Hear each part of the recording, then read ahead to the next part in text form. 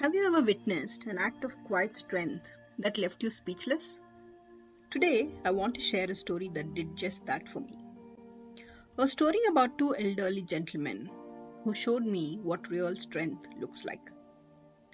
Because true strength isn't measured by what you accumulate, but what you give. And responsibility, when carried with love, is not a burden, it's an honor.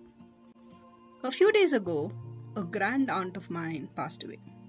She was in her 90s.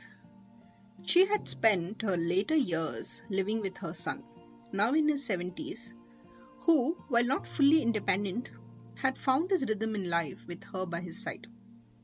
For the last few years, the two of them had quietly cared for each other. They lived in one of those neighborhoods that still echo the old joint family spirit, where people watched out for each other. But when she passed, the question arose, what happens to him now? Who will look after? He didn't have any financial backing. And then something quietly beautiful happened. Two elderly cousins of my grand aunt, both in their 90s, stepped forward. They decided to take responsibility for their nephew's living expenses. They didn't hesitate. They didn't make a big show of it. They simply said, we'll take care of it. With a quiet resolve that spoke volumes. Now, these men are not wealthy. They are not tycoons. They are simply financially comfortable, which is why their decision moved me even more. To part with something when you don't have an excess of it, to say, we have enough, and that's enough to share. That to me is real strength.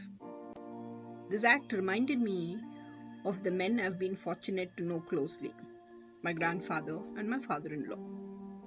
They were cut from the same cloth, self-reliant, family-oriented, anchored in values, strong enough to hold others up when needed. I remember my grandfather going to work at the ripe age of 86, making bed for my grandma every night, and never once asking for anything. That was his way of saying, I've got you. Especially since my father was absent since I was young. And it made me realize something we don't talk about enough. This is a kind of masculinity that truly sustains families and societies.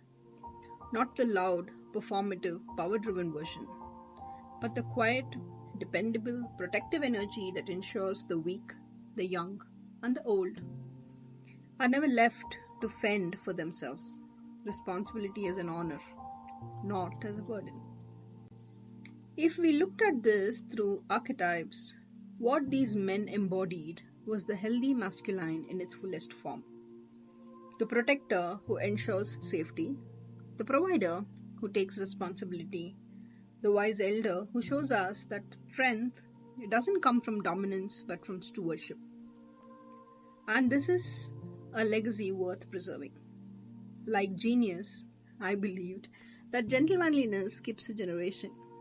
But what I want to now believe is that it doesn't skip, it simply waits for the next one to rise and carry it forward. The grandfathers, fathers, uncles, brothers, sons, and friends who quietly carry the weight of responsibility with love and grace. I, for one, would give anything to tell my grandfather what a man he was, how he kept us safe, how his presence was a fortress to our family. Let's take a moment to honor them, to thank them for their strength, their care, and their unwavering commitment to us. As I reflect on these gentlemen, I feel immense gratitude for the men who have been part of my journey. And to the future generations, including my son, I hope you carry forward this legacy of strength, care, and honor. Because, in the end, the greatest gift we can give the world is not wealth and power. It's the legacy of responsibility carried with love. If this message resonated with you, take a moment to thank the men in your life who've made you feel safe and supported. And if you'd like to hear more stories like this, Don't forget to subscribe and share this with someone who needs to hear it today. Thank you.